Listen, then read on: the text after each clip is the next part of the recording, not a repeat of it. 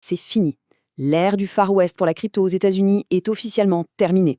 Une toute nouvelle loi, le Clarity Act, vient de débarquer et de poser les fondations d'un marché enfin réglementé. Et croyez-moi, ça va absolument tout changer. Et c'est la grande question, n'est-ce pas? On met fin à des années d'incertitude, de flou et de régulation à coups de procès. Maintenant, on a un cadre clair, net, précis. Et l'impact de cette transformation, eh bien, on commence à peine à le mesurer. Alors retenez bien ce nom, le Clarity Act. Ce n'est plus une simple proposition, non. C'est la nouvelle feuille de route pour l'un des plus grands marchés d'actifs numériques de la planète. Au programme de ce décryptage, on va voir ensemble comment cette loi vient mettre de l'ordre dans le chaos. Qui va superviser quoi? C'est crucial. On va aussi plonger dans le débat houleux sur les stablecoins et voir comment il a été tranché. Et puis, bien sûr, qui en sort gagnant, qui en sort perdant, comment la perception de la valeur des actifs va changer, et pour finir, comment adapter sa stratégie d'investissement à tout ça. Bon, allez, on plonge dans le vif du sujet. Le changement le plus fondamental, il est là. On passe d'une approche, disons, réactive, où les règles se dessinaient au fur et à mesure des procès, à un cadre juridique solide, proactif, unifié. C'est vraiment la fin de l'improvisation. On met de l'ordre, enfin. La mission numéro 1 de cette loi, c'était ça, mettre un terme à la confusion. La question qui paralysait tout le secteur, vous savez, le fameux « qui est le shérif en ville ?», eh bien, elle a enfin une réponse claire. Le Clarity Act a tracé une ligne dans le sable, nette et définitive. Et voilà comment ça se dessine. C'est limpide en fait. D'un côté, on a la CFTC qui va s'occuper de ce qu'on appelle les matières premières numériques. Et là, attention, c'est une nouvelle énorme. Le Bitcoin et l'Ether sont officiellement dans cette catégorie. C'est la fin de plusieurs années de débat.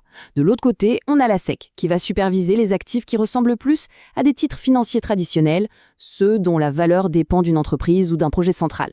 Voilà, chacun son couloir, chacun ses règles, chacun ses priorités. Le jeu est beaucoup plus clair.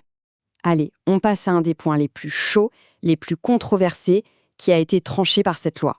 C'est la bataille acharnée qui a opposé la finance traditionnelle et le monde de la crypto. Le sujet, la rémunération des stablecoins.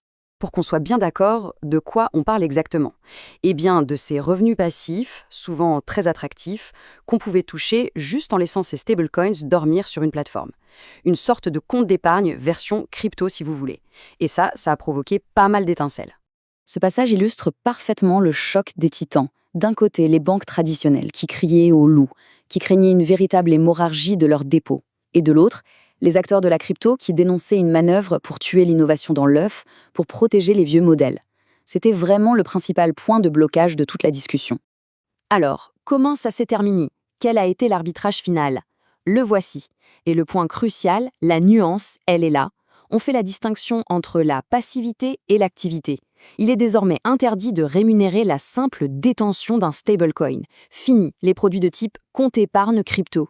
En revanche, il reste tout à fait légal de récompenser l'utilisation d'un stablecoin. Pensez au cashback quand on paye avec, ou au programme de fidélité.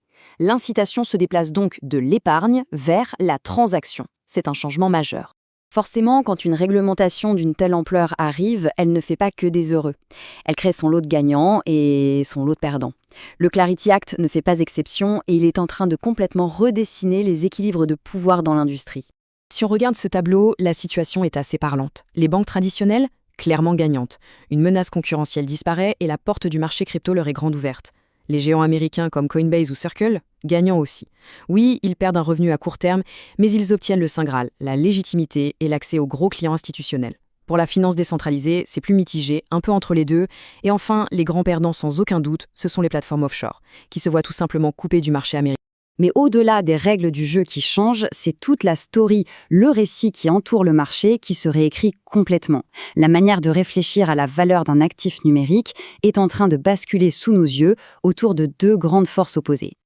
Et voilà les deux pôles qui vont animer toutes les conversations à partir de maintenant. D'un côté, on a la prime de clarté réglementaire. C'est l'idée que, maintenant que l'épée de Damoclès juridique a disparu, les milliards des investisseurs institutionnels vont enfin pouvoir arriver en masse, ce qui pourrait faire grimper les prix. Et de l'autre côté de la balance, on a la taxe sur l'innovation. C'est le poids des nouvelles règles, des coûts de conformité, des restrictions. Tout ça pourrait freiner la créativité et la vitesse d'expérimentation qui était la marque de fabrique de la crypto. C'est ça, le grand arbitrage de cette nouvelle ère, la sécurité contre l'agilité. Ok, tout ça c'est bien beau, mais concrètement, on fait quoi maintenant?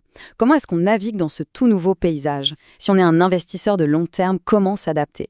Eh bien, voici une petite feuille de route en 3 ajustements stratégiques. Première chose, réévaluer son portefeuille. Il devient assez logique de renforcer son exposition aux actifs dont le statut est maintenant gravé dans le marbre, comme le Bitcoin et l'Ether, et d'être beaucoup plus sélectif avec les altcoins au statut encore flou.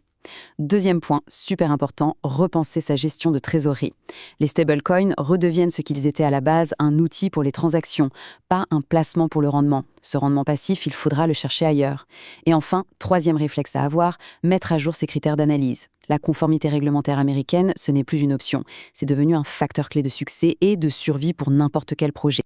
Et c'est ce qui nous laisse avec cette question finale, cette question fondamentale. L'écosystème crypto a en quelque sorte troqué une partie de sa liberté un peu sauvage contre un billet d'entrée dans le grand monde de la finance respectable. On a gagné en maturité, en sécurité et potentiellement en valeur. Mais est-ce qu'on n'a pas perdu au passage une partie de cette âme rebelle, de cet esprit de rupture du début? C'est dans cet équilibre que va se jouer tout l'avenir de la finance numérique. Merci d'avoir suivi ce décryptage.